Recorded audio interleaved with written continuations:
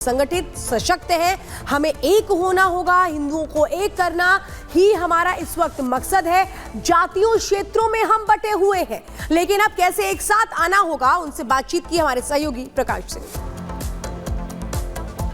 देश के अंदर ये बात साबित हो गया है, संगठित हिंदू सशक्त हिंदू। आज हिमाचल में अगर वहाँ रोहिंग्या और बांग्लादेशियों ने मिलकर के मस्जिद बना लिया तो संगठित होकर के बाध्य कर रहा है और लोगों को मानना पड़ रहा है। इसीलिए मैं कह रहा हूँ, संगठित हिंदू सशक्त हिंदू, कटोगे तो बटोगे, बटोगे तो कटोगे। योगी जी ने यह नारा दिया है, हरियाणा के चुनाव में बड़ा सफल रहा आप लोगों के लिए। सफल नहीं रहा ये हिंदुओं के लिए। बांग्लादेश में जिस दिन घटना घटी है उस दिन से मेरे मन को कौंध रहा है। आपसे मैं पूछता हूं कि नसरुल्लाह लेबनान में मरता हो और भारत का कोई ऐसा जगह नहीं बचा जहां पेट में दर्द नहीं हो किसी को। आखिर क्या?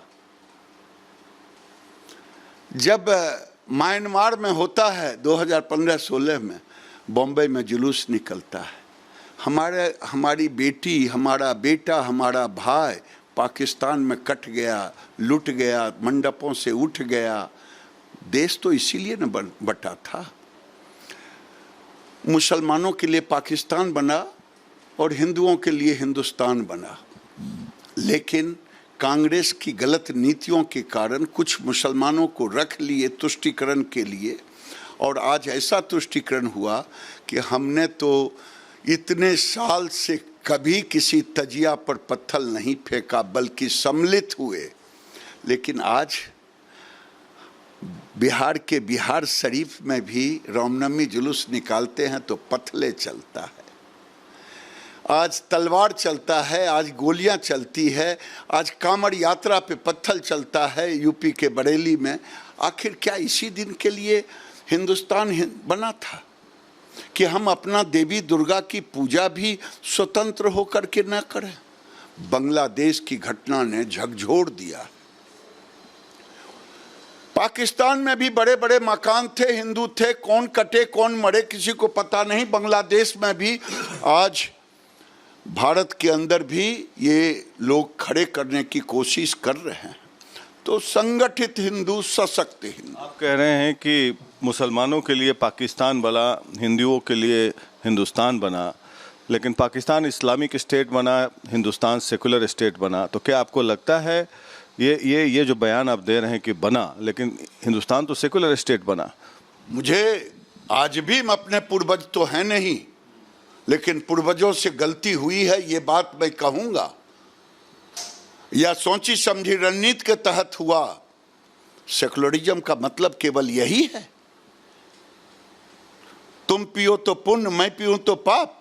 सेकुलरिज्म का मतलब ये है कि मैंने 76-77 साल से किसी तजिया पर पत्थर नहीं पीका, ये सेकुलरिज्म है। सर्वे भवन्तु सुखिनः सर्वे सन्तु निरामय मेरा थीम है, एक एक हिंदुस्तान के बच्चा बच्चा का। लेकिन किसी की जुबान नहीं खुलती, न लालू यादव की खुलती, न राहुल गांधी की खुलती, जब हमारे ही परिवार के लोग बांग्लादेश में लूटे जा रहे हैं तो भी जुबान नहीं खुलती। भारत के अंदर घटनाएं होती, जुबान नहीं खुलती। आपने कहा पूर्वजों ने गलती की, किसने गलती की? अब मैं उन पूर्वजों का बाद में नाम लूंगा। सभी पूर्वज तो थे ही, हम तो उस समय नहीं थे। हम अब जैसे तो सबसे बड़ा गलती नेहरू ने की, सत्ता के लिए ये कुकर्म किया। नेहरू जी की 200%। ये देखिए साहब, आज लोग हमें गाली देते हैं, बीजेपी के लोग हिंदू मुसलमान कर रहा है।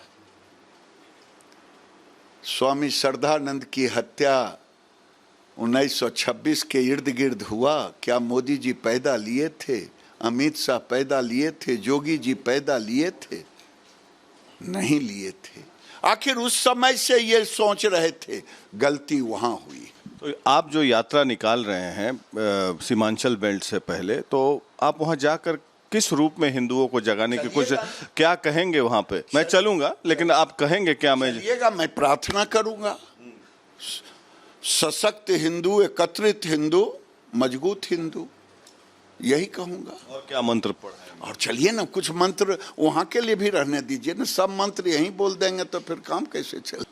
दूसरी बात कि तेजस्वी यादव भी यात्रा पर निकले हुए हैं, अभी दूसरा चरण उनका शुरू हो रहा है, वो भी अपने कार्यकर्ताओं को जगाने की कोशिश। वो वोट के लिए जा रहे हैं, माए बाप कौन कौन संगठन है उनका, हमको वोट के लिए नहीं है। और इसीलिए मैंने पार्टी के बैनर के नीचे नहीं हूँ, न गठबंधन के बैनर के नीचे हूँ। एक स्वामी दीपांकर रहेंगे जो भिक्षा यात्रा कर रहे हैं हिंदुओं को जगाने के लिए, मैंने उनसे निवेदन किया है, उन्होंने स्वीकृति दी है।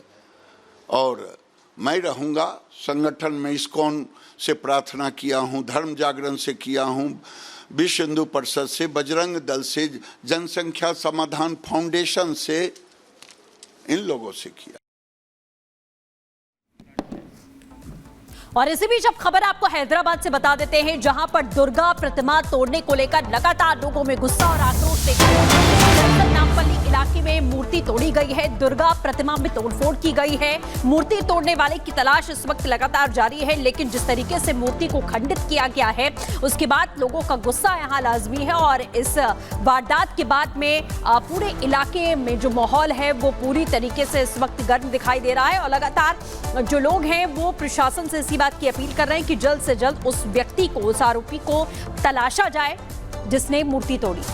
दो तस्वीरें आप यहां पर देख सकते हैं, गुस्से में है स्थानीय लोग और दुर्गा पंडाल में किस तरीके की तोड़फोड़ की गई है, माता की प्रतिमा को किस तरीके से तोड़ा गया है, उसकी तस्वीर भी आप देख रहे हैं।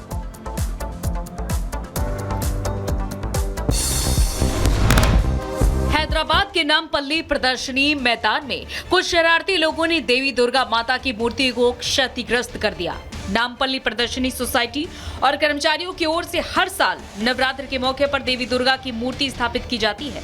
इसमें बड़ी संख्या में लोग माता के दर्शन के लिए आते हैं और इस बीच गुरुवार रात को यहां डांडिया कार्यक्रम रखा गया था। डांडिया कार्यक्रम के दौरान ही प्रदर्शनी मैदान में कुछ लोगों ने इस घटना को अंजाम दिया। फिलहाल मामला दर्ज कर छानबीन शुरू कर दी गई है और बताया जा रहा है कि अज्ञात लोगों ने पंडाल में घुसने से पहले वहां की बिजली सप्लाई काट दी। इसके बाद उन्होंने वहां लगे सीसीटीवी कैमरे भी क्षतिग्रस्त कर दिए ताकि कोई रिकॉर्डिंग ना हो सके। इसके बाद वहां उन्होंने उत्पात मचाया। जानकारी के मुताबिक घटना को कोई सीसीटीवी फुटेज भी नहीं मिल पाया। घटना के बाद से आसपास के लोगों में काफी आक्रोश देखा जा रहा है। Bureau report, Republic Bharat. और हैदराबाद में जहां ये तोड़फोड़ की गई है दुर्गा पंडाल में, वहां पर बीजेपी नेता माधवी लता पहुंची थी। उन्होंने जानकारी जुटाई कि आखिर यहां पर क्या हुआ था और कौन है इसके पीछे। रिपब्लिक भारत ने उनसे बात की, सुनिए।